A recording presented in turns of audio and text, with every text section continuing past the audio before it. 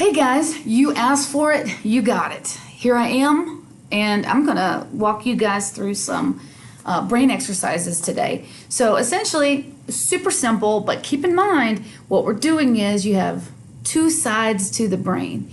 You have the left and the right side. The left side is responsible for language and communications and the parts of speech, and then over on the right side, roughly, it's critical thinking, analytical skills, sort of math-related, numerical, spatial. Now, that is a simplified explanation, obviously, but the two sides need to talk to each other. And so over the years, they've done scientific studies and brain scans, and they have found that there are exercises that actually help.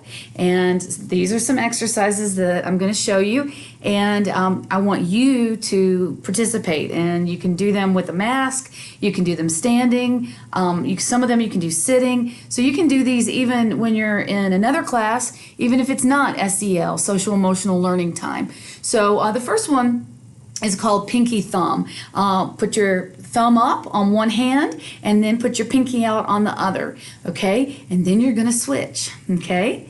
Then you're gonna switch again, yes. And you're going to keep switching, yes, there you go, see?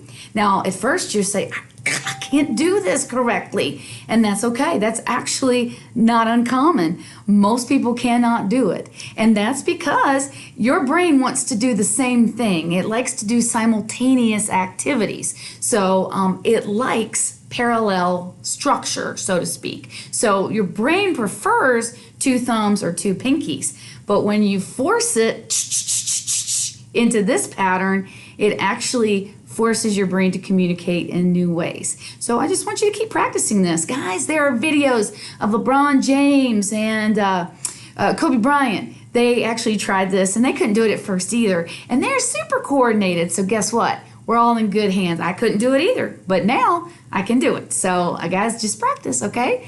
All right, also the other thing I'd like for you to do is cross your arms. Okay, look down. All right, which arm is on top? Okay, now switch. Now see, I've gotten better at this. I really had a hard time with this one at first. So switch again, okay?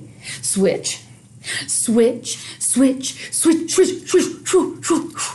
I can't do it as well as some of you. Some of you will be like crazy great at this. So that's what you just switch your arms, okay? It's the same concept as if you pat your head and you rub your tummy, okay? So you pat your head and you rub your tummy. And you don't have to touch your hair if you don't want to. You just pat your head, yes. And then I say switch, okay? And then you rub your tummy and pat your head again, okay? So it's the same concept. We're getting both sides of the brain to communicate, all right? So that's a brain exercise.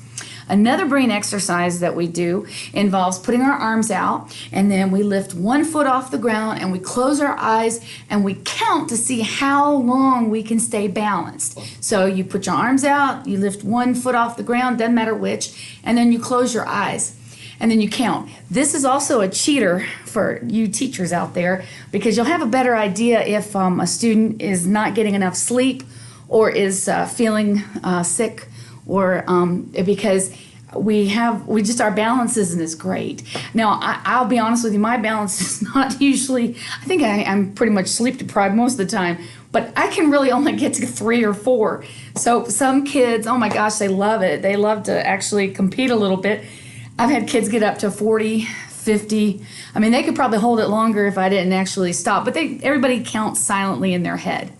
Another brain exercise that I have my students do, and that I hope you guys, you students out there do as well, is that you actually practice writing with your opposite or your non-dominant hand. I'm right-handed, so therefore I practice writing with my left hand. If you are left-handed, then you practice with your right hand. Of course, we know that the world is right-handed dominant in terms of like the way things are created. So all of you lefties out there, all of you left-handed individuals, you already know this. But if you can write well with both hands, that's called being ambidextrous. Ambidextrous, all right? So those are the initial 3 activities, and then I'm going to break the video now and I'll show you some more activities after this, but I don't want the video to go any more than 5 minutes. All right, so those are your first 3.